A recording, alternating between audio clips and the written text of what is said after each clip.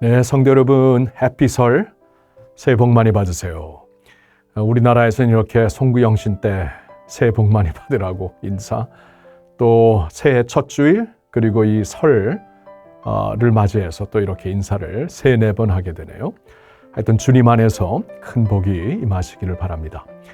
여러분, 가족들과 함께 좋은 시간 보내시고 있으시죠? 여러분 가족을 축복합니다.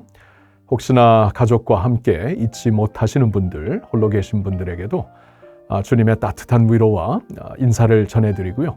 우리 모두 다 이렇게 주 안에서 한 가족이 되었음을 다시 한번 생각하며 이 온라인으로라도 한 가족이 되어 모이고 있다는 사실 꼭 잊지 말기를 바랍니다. 저는 오늘 새 시대를 여는 사람들이라는 제목으로 말씀을 전하고 싶습니다.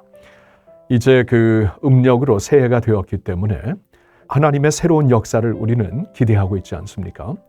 우리의 삶 속에 또 우리의 가정에 그리고 우리 교회와 나라 위에 하나님의 새로운 역사를 우리가 간절히 바라면서 이 말씀을 오늘 받았으면 좋겠네요. 그래서 새 시대를 여는 사람들 3명을 좀 주목해 보겠는데 오늘은 조금 좀 독특한 면에서 세 사람을 주목했으면 좋겠습니다. 보통 우리는 성경에서 이렇게 주목하는 인물들이 있어요. 아브라함, 다윗, 모세, 12 제자 이런 사람들을 주목하고 있지만 오늘은 좀 그 뒤에서 좀 숨겨졌지만 어떻게 보면 진짜 더 중요한 역할을 감당했던 세 여인을 좀 생각해 보면서 말씀을 이어갔으면 좋겠습니다. 새 시대를 열었던 사람들 중에 첫 번째 여인은 요게벳이 됩니다. 요게벳, 그는 믿음의 사람이었습니다. 여러분, 요게벳은 모세의 어머니이죠. 그 모세가 새 시대를 열었다라는 것은 우리는 다 압니다. 하나님의 새로운 역사를 열었던 분명한 인물이었지만 그러나 모세가 되게 만든 사람은 그의 어머니 요게벳이었죠. 요게벳은 믿음의 사람이었습니다.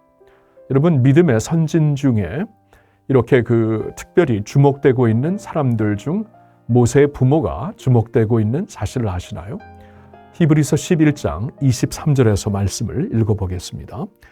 믿음으로 모세가 낳았을 때에 그 부모가 아름다운 아이임을 보고 3달 동안 숨겨 왕의 명령을 무서워하지 아니하였으며.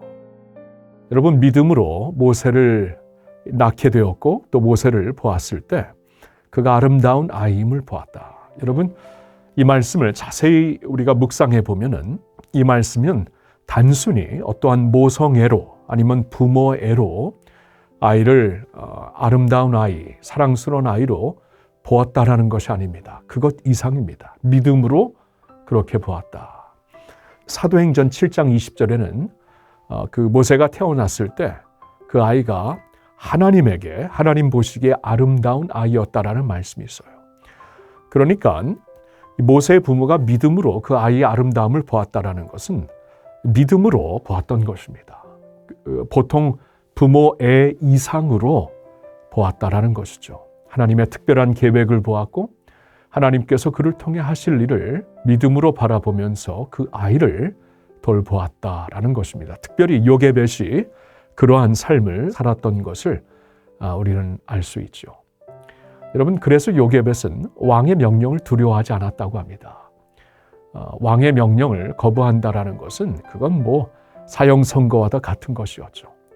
그런데 하나님의 눈으로 믿음의 마음으로 그 아이를 보았을 때 더 이상 왕의 명령을 두려워하지 않았고 어떠한 박해와 어려움이 있을지라도 믿음으로 하나님이 우리를 돌보실 것이다.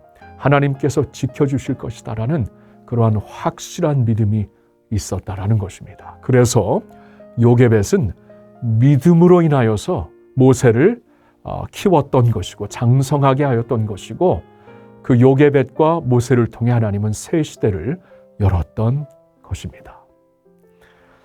여러분, 어떠한 어려움 중에 어떠한 도전 가운데 믿음으로 나의 삶을 돌아보아야 하는 것입니까? 성경은 분명히 하나님을 사랑하는 자, 곧 그의 뜻대로 부르심을 입은 자들에게는 모든 것이 합력하여 선을 이루신다라고 말씀을 하십니다. 성경에서는 또한 하나님께서 너희를 향한 나의 생각은 내가 하나니 평안이요 재앙이 아니라고 하십니다. 너희에게 미래와 희망을 주시려고 하는 것이다 는 말씀을 주시고 있습니다. 여러분, 이 말씀을 붙잡아야 합니다. 그리고 믿음으로 살 수 있어야 합니다. 두 번째로 우리가 보고 싶은 여인은 한나입니다. 한나, 그는 기도의 사람이었죠. 우리는 보통 사사기 시대가 끝나고 새로운 시대를 연 사람을 사무엘 선지자라고 생각하고 있습니다. 뭐 틀린 말은 아닙니다. 그런데 성경은 사사기서가 끝나고 사무엘상이 시작되었을 때 사무엘을 조명하면서 말씀을 시작하지 않고 그의 어머니 한나를 조명해 주면서 말씀을 시작하고 있습니다. 한나의 어떤 모습을 조명해 주고 있습니까? 그의 기도하는 모습이었습니다. 하나님 앞에 간절히 기도하며 살았던 한나, 그리고 기도한 대로 살았던 한나의 모습을 우리에게 조명하면서 사사기 시대가 이때 끝난 것이다 라고 성경은 말씀해 주시고 있는 것입니다. 제가 성경에서 한번 읽어볼게요. 한나가 이르되 내 주여 당신의 사심으로 맹세하나이다. 지금 한나가 엘리 선지자에게 말하고 있죠. 내 주여 당신의 사심으로 맹세하나이다. 나는 여기서 내 주 당신 곁에 서서 여호와께 기도하던 여자라. 이 아이를 위하여 내가 기도하였더니 내가 구하여 기도한 바를 여호와께서 내게 허락하신지라. 그러므로 나도 그를 여호와께 드리되 그의 평생을 여호와께 드리나이다 하고 그가 거기서 여호와께 경배하니라. 여러분 보셨나요? 사무엘상 1장이 이렇게 끝나고 있습니다. 300년이라는 긴 사사기 시대가 이 암흑의 시대였죠. 끝나게 된 이 시점에 하나님이 우리에게 주목하시고자 하는 것은 기도하는 한나, 더 나아가 기도하는 대로 살았던 한나를 우리에게 조명해 주시고 있는 것입니다. 기도한 대로 자신의 서약을 하나님 앞에 그대로 지키면서 기도한 대로 살았던 한나 말입니다. 여러분, 스코틀랜드에서 그 종교 개혁을 일으켰던 존 낙스에 대하여 여러 가지 말이 있지만 그가 한 말 중에 이런 말이 있습니다. 기도하는 한 사람이 기도하지 않는 한 나라보다 더 강하다. 기도하는 한 사람이 기도하지 않는 한 나라보다 더 강하다. 여러분, 그렇게 믿으세요? 그 당시 이 종교 개혁을 막 박해하면서 막으려고 했던 피해 여왕 메리가 이러한 그 종교 개혁자들을 많이 핍박했습니다. 그리고 그 중에 한 사람이 존 넉스였죠. 근데 언젠가 메리는 이러한 고백을 합니다. 나는 100만 명의 영국 군사보다 기도하는 한 사람 존 넉스가 더 두렵다. 더 무섭다. 라고 말을 하고 있습니다. 맞죠? 우리는 기도할 때 하나님께서 그 기도에 응답하시면서 역사하시기 때문에 100만 명의 군사보다 기도하는 한 사람이 더 강한 것이죠. 여러분, 그렇게 믿으시나요? 한나의 경우 그렇게 기도하며 살았던 자인데 중요한 것은 그는 기도한 대로 또한 살았습니다. 오늘 말씀에서 내가 기도하여 하나님이 응답하셨기 때문에 내가 이 아들을 바칩니다. 그의 평생을 바칩니다. 여러분은 어느 면에서 기도한 대로 살아야 하는 것일까요? 한번 자신을 돌아보시길 바랍니다. 기도의 사람은 기도하는 것을 넘어 기도하는 대로 산다는 것을 잊지 마시기를 바랍니다. 세 번째 여인은 마리아가 됩니다. 예수님의 모친 마리아이죠. 성경은 때가 참에 하나님이 그 아들을 보내사 여자에게서 나게 하시고 라고 말씀을 하시고 있습니다. 때가 참에 하나님이 자기 아들을 이 세상에 보내셨는데 한 여자에게서 낳게 하셨다. 여러분, 이 말씀을 잘 생각해 보면은 한 여성의 담대한 순종을 통해 마리아, 그는 순종하는 여인이었거든요. 한 사람의 담대한 순종을 통해 하나님은 새 시대를 여셨던 것입니다. 맞아요. 예수님이 오심으로 은혜의 시대, 구원의 시대가 활짝 열렸지만 한 여자를 통해 그를 보내시겠다. 하나님이 원래부터 그렇게 말씀을 하셨는데 그 말씀은 한 여인의 담대한 순종을 통해 이루어졌다는 것을 우리는 잊지 말아야 하겠습니다. 여러분, 순종은 하나님의 새로운 역사를 여는 열쇠와도 같습니다. 하나님께서 아브라함에게 너의 본토 아비집을 떠나 내가 지시한 곳으로 가라 라고 말씀을 하셨을 때 아브라함은 하나님께서 가라고 하신 곳이 어떠한 곳인지도 모르고 말씀에 순종하며 그냥 발을 내딛기 시작합니다. 이스라엘 백성들이 40년의 광야의 생활을 끝내고 가나안 땅을 향해 들어가게 되었을 때 하나님은 그들에게 요구를 하십니다. 그들 중에 제사장들이 먼저 앞장서서 지금 막 눈이 녹아 물이 막 넘치고 있었을 때 요단강에 발을 디디라 라고 말씀을 하십니다. 발을 디디니까 물이 갈라졌던 것입니다. 미리 갈라 놓으시고 간 게 아니라 발을 디딤으로써 물을 갈라지게 하셨다라는 것이죠. 여러분, 순종이 하나님의 새 역사를 여는 열쇠입니다. 가나안 땅에 들어가서도 가장 먼저 앞에 서 있었던 큰 성이 있었죠. 여리고성. 하나님께서 7일 동안 쭉 아무 소리 않게 돌게 하시다가 마지막 날에는 7번 돌고 큰 소리를 외쳐라. 이거 참 이상한 전략이 아니겠습니까? 그런데 그대로 순종을 하였을 때 여리고성이 무너지고 가나안 땅의 정복이 시작되게 된 것입니다. 순종은 하나님의 역사를 여는 열쇠가 되는 것입니다. 여러분, 요사이 하나님은 어떤 면에서 순종하라 하고 여러분들에게 도전을 주시고 있습니까?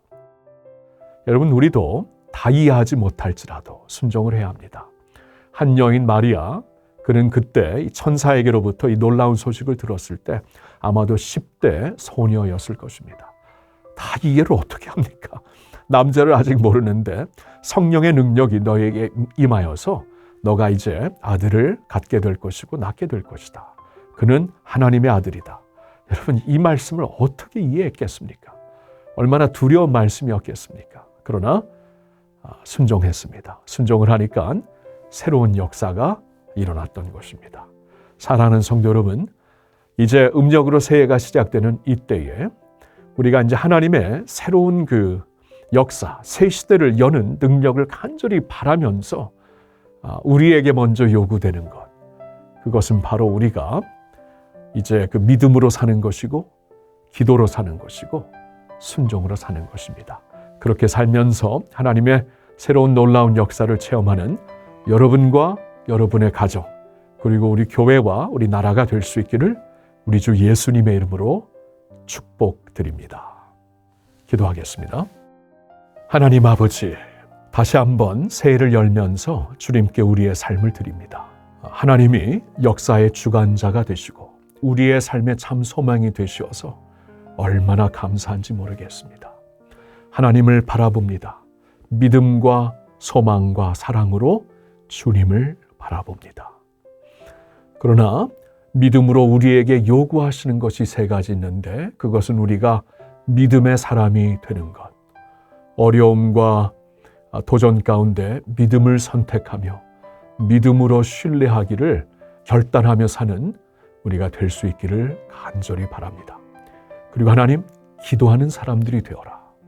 기도하는 한 사람이 기도하지 않는 한 나라보다 더 강하다라는 메시지를 기억하며 우리 주님께 기도하고 또한 기도한 대로 살 수 있는 저희들이 되게 하여 주시옵소서. 또한 우리에게 순종을 요구하시는 하나님, 순종은 하나님의 새로운 역사의 열쇠가 되는 줄로 믿습니다. 다 이해할 수 없을지라도, 두려움과 불편함이 있을지라도 하나님의 분명한 뜻이라면 우리가 순종으로 살 수 있는 그러한 사람들이 되게 하여 주시옵소서. 감사합니다. 모든 영광을 주님께 올려드립니다.